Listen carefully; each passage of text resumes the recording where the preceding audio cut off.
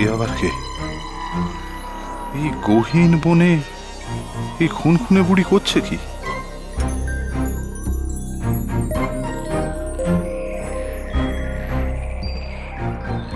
রাক্ষসদের পাতা কোনো ফাঁদ নয় তো? না না না, আর এক মুহূর্তে এখানে না। কিন্তু কিরণমালা সেই ফাঁদে পড়েনি তো? অরুণ, বরুণ, তারাই বা কোথায়? কাল সারা দিন ধরে তন্ন তন্ন করে খুঁজেছি, কোথাও তাতে চিহ্ন মাত্র নেই। না না না না, পালানো যাবে না, একবার খোঁজ করতেই হবে। তারপর অদৃষ্টে যা আছে।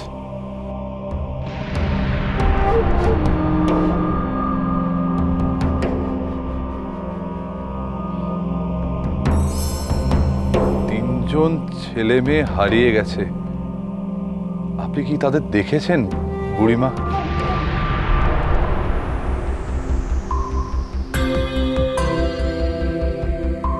কে বাছা?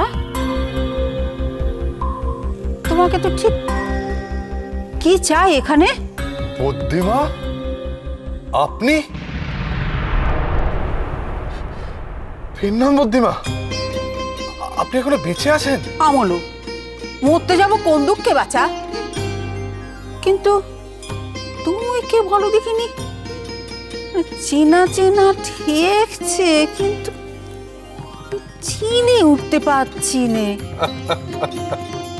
আপনার ভুলে যাওয়ার রোগটা এখনো সারেনি বুদ্ধিমা। আমি অচিনপুরের রাজপুরোহিত। তাই বলো পুরুত ভাই? অচিনপুরের উত্তর দিকে কোষের পর কোষ জুড়ে গহীন বন।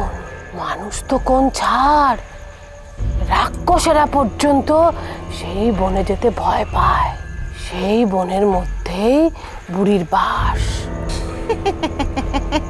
ব্যাস, তাহলে তো হয়েই গেল।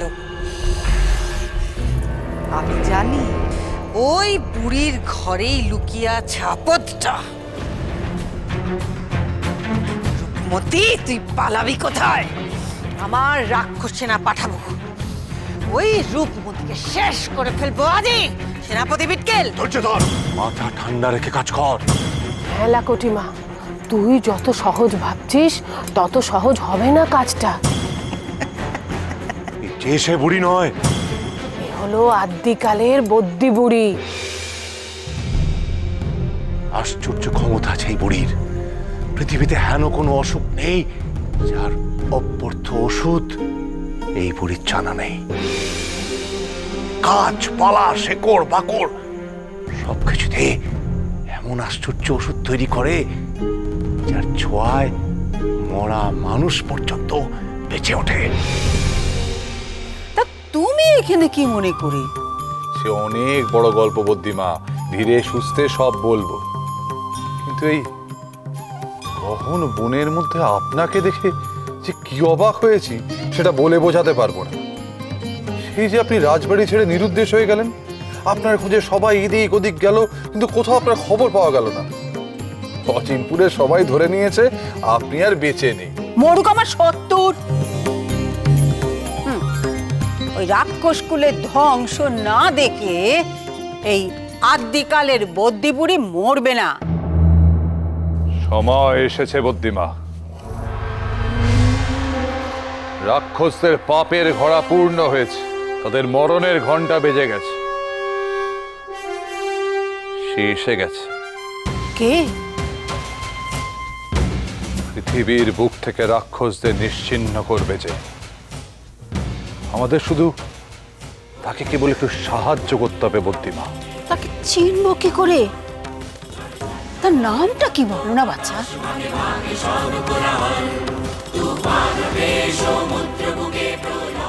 কিরণমালা।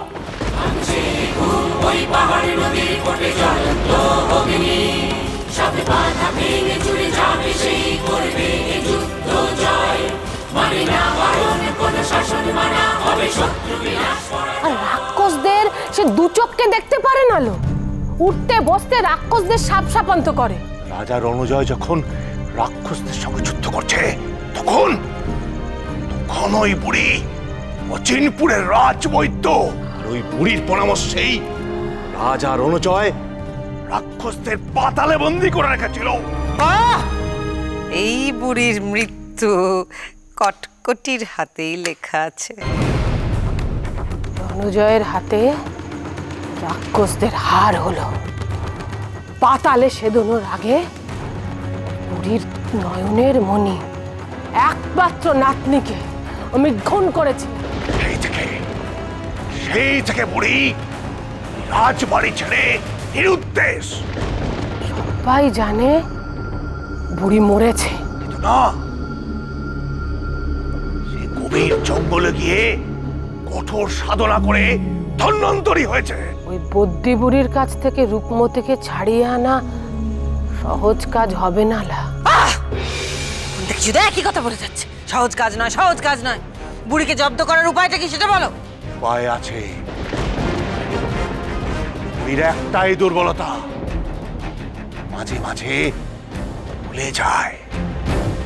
আর ওই দুর্বলতা দিয়েই আমাদের কার্য সিদ্ধি করতে হবে। ভুলে যাওয়ার রোগ। বড্ড ভুলো মন আমার। নামটা চেনা চেনা ঠেকছে, কিন্তু ঠাউর করতে পারছি না। শুনেছি কিরণমালা। হ্যাঁ, সে কি বুদ্ধিমা, গোটা অচিনপুর তার নাম জানে, আর আপনি? দাঁড়াও, একটু একটু মনে পড়ছে। ওই শুনেছিলুম রানী রূপমতির গর্ভে এক সন্তান জন্মাবে, তার নাম হবে কিরণমালা। সে মেয়ে জন্মেছিল? শুধু জন্মায়নি বুদ্ধিমা, আজ তার 16 বছর বয়স।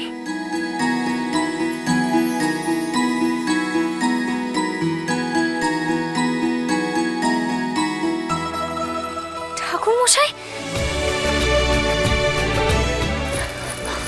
আপনি?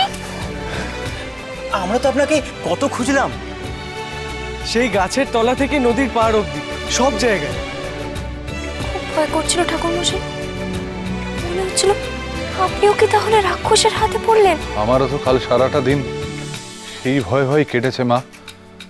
সারা জঙ্গল পাগলের মতো তন্ন তন্ন করে খুঁজেছি তোমাদের। ঈশ্বরের অসীম কৃপা, তোমরা তোমরা সুস্থ আছো, কুশল আছো, আবার আমাদের দেখা হলো। ও, এই তবে তোদের হারানিজি। যাক, সব ভালো যার শেষ ভালো। আপনি আপনি এদের চেনেন বুদ্ধিমা? চিনি মানে? চিনবো না? কাল সারাটা দিন তো এরা আমার কাছেই ছিল,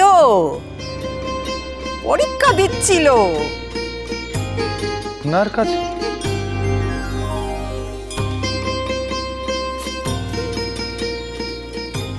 এই তো সেই মেয়ে যার কথা আপনাকে বলেছিলাম, কিরণমালা।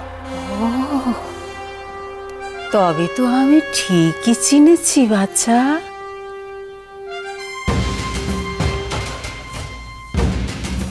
আমি কোষ্টি পাথরে ঘষে দেখে নিয়েছি, খাঁটি সোনা, খাদ নেই। পারলেই পারবে।